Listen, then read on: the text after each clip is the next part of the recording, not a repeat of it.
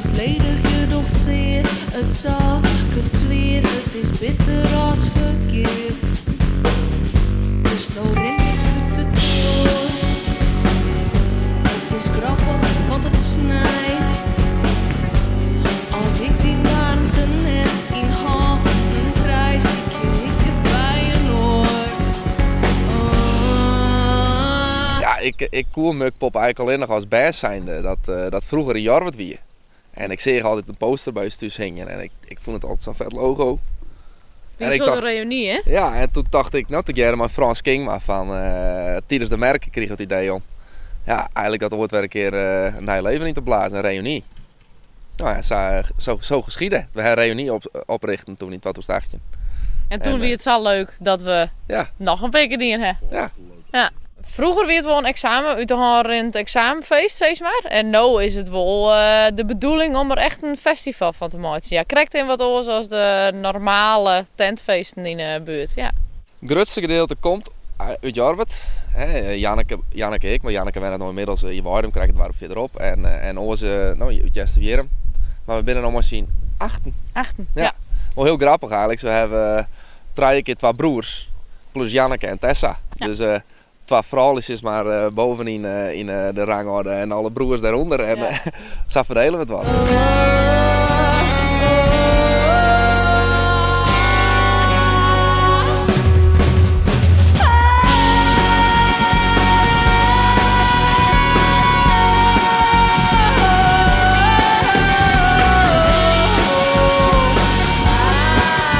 We pakken weer even wat leuker uit de oren hier.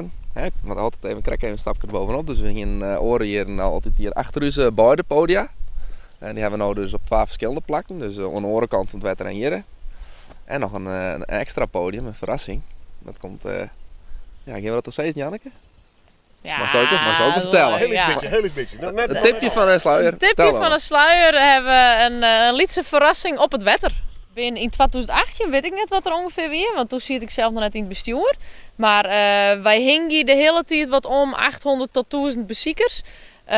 Wij willen wel groeien, maar net in de zin van wij willen nou binnen no time 5000 bezoekers of zo. Dat willen we helemaal net. We vinden het leuk, we vinden het lieds, maar als er toch een 1200 komt zo, dan ben we toch wel heel blij en tevreden. Ja. We hoeven eigenlijk geen winst te maken. We moeten gewoon uit de kosten komen en het belangrijkste vinden wij een heel mooi festival deel zetten, maar een mooie sfeer. En nou, dat het gewoon toegankelijk is voor iedereen. Maar ja, kleren, ja, het kost wel een soort geld. Ja, techniek en bands en nou, neem het allemaal maar op.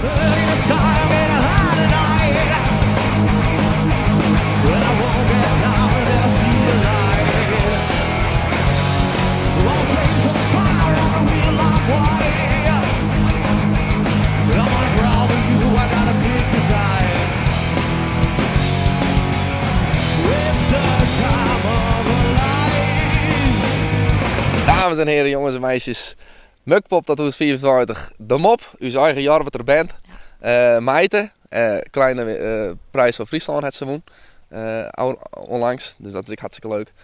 Daarnaast hebben we Wif, een hele leuke band, de Baron, Ime en de Farmbreakers en natuurlijk... Witzius Huisband, Ime en de Farmbreakers, hè? Ja. Dat we weer omkomen. En natuurlijk Beeldstar.